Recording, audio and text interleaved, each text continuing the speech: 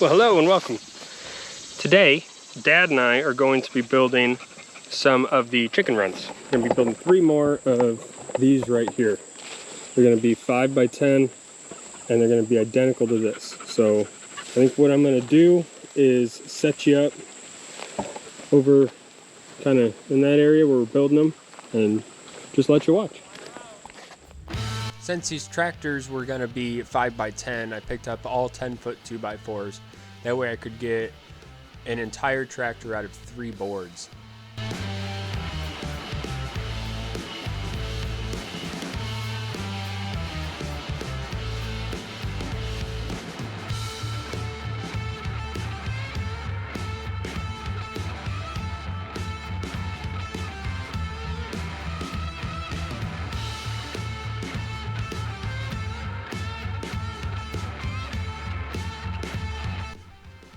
I cut these corner braces at any length I had excess. I just had some random 2x4s, put 2 45s on them and screw them in the corners. That is really important to keep these square while you're pulling on them and moving them around, and it really stiffens them up. You have to have something like that in the corners.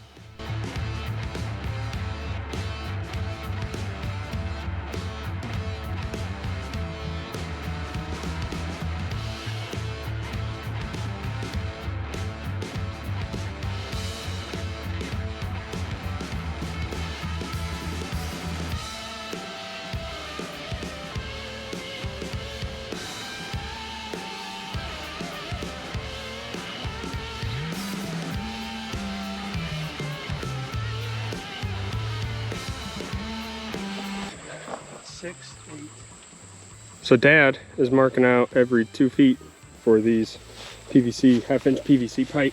What I'm going to do is then take a drill bit and drill a hole through here so we can just screw it onto 2x4, bend it over and screw it onto the other side. So before we used metal pipe strap. I didn't like that idea. Chickens would get cuts on their sides and stuff. So we're going to try to just do a hole through the pipe. I had originally picked up 8 pieces of PVC for each run.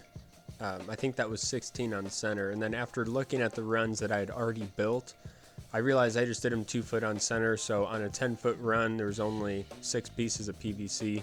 Now you may notice in the other runs, they have a gutter screwed to the side. We put the feet in.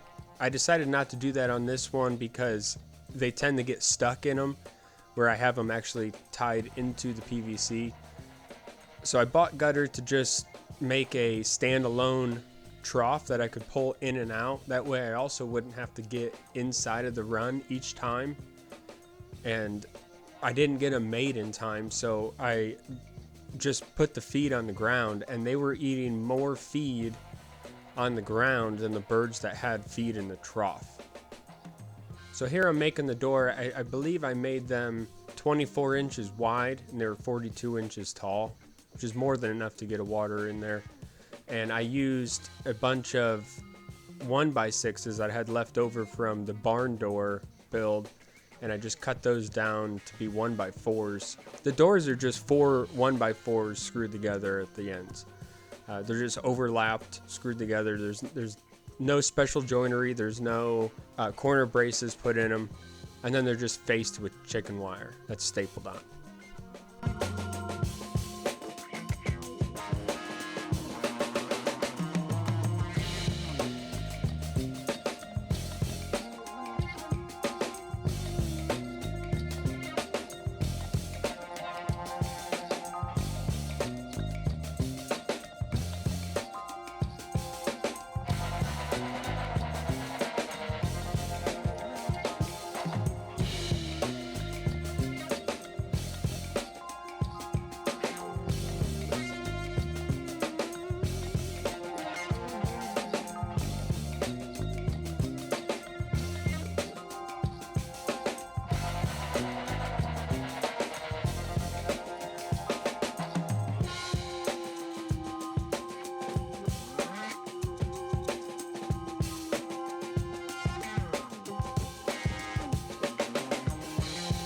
The hinges I used were just standard house hinges. They weren't even exterior hinges.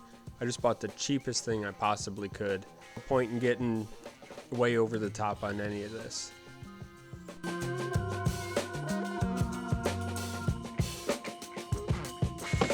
Now we originally started with the 3-foot chicken wire, the standard chicken wire.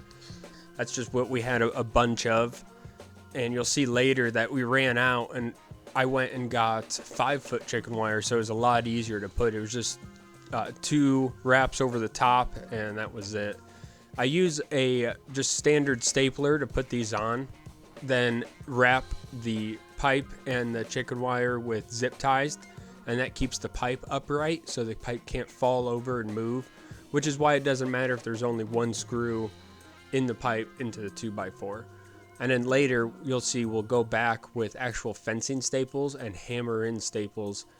We found that you have to do the fencing staples and you can't just use a staple gun, because when you tie your tarp to the chicken wire, the wind will move the tarp and it'll pull all those staples out. So you have to put in some type of hammered in fence staple. You'll also notice from the ones on the beginning, they have hardware cloth on the bottom, and these do not. The reason we had the hardware cloth is because we did have at one of our old properties a raccoon that was just putting his hand through the chicken wire and pulling birds out. So we put that hardware cloth on and we didn't have that problem anymore. But now that we have the dogs, we don't worry about the raccoons or anything anymore. So that saved about $100 per run, just not doing the hardware cloth. And I was really amazed at how light these were compared to the other ones.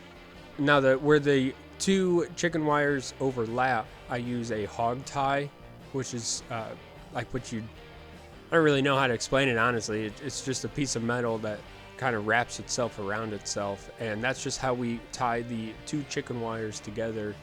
And we use a lot of those on these, cover up any gaps. Instead of zip tying them all together, those hog ties are metal, galvanized, they last forever.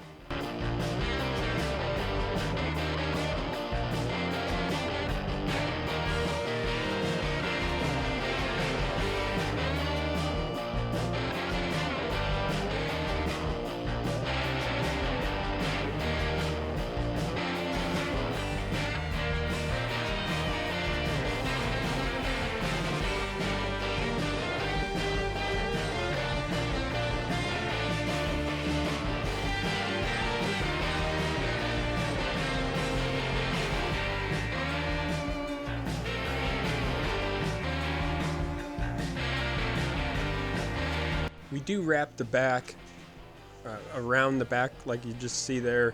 Then we do one on the bottom and one on the top, and then take the angle grinder and just kind of cut the arch into it, lay it over onto the top, and then hog tie it all together.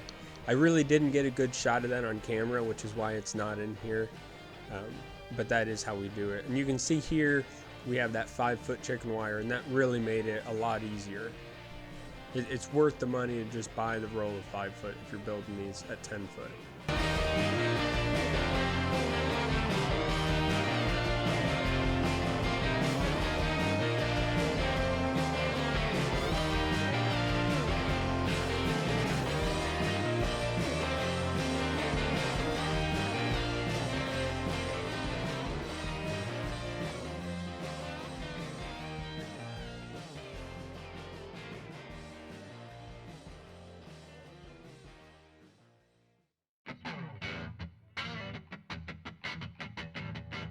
For the pull rope, we just drill a hole, put the rope through it, and any rope, I've used paracord, I've used climbing rope.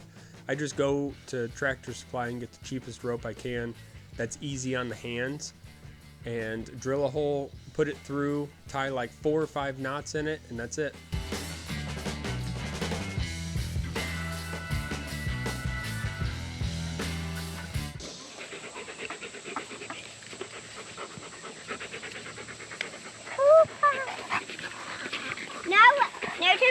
No turning around. All right, honey. No, Winnie. All right, so these birds have been out here for a couple days now, and they are doing well. We haven't had any deaths. No. No predator problems. Yeah, problem. They're looking good. Healthy birds. I miss you. What do you think? What do you think, Evelyn? I miss the chickens. Yeah. You like having them at the house? Yeah. What is this here for? All right, well, we're gonna be doing, you're gonna be seeing these birds a lot more. Once the birds back here go to butcher, these will be the only meat birds that we have left for the rest of the year. Yeah. So in any upcoming video we have that have meat birds, it'll be these guys, and they're brand new runs. So if you enjoyed this video and want to see more, just like and subscribe. Thank you.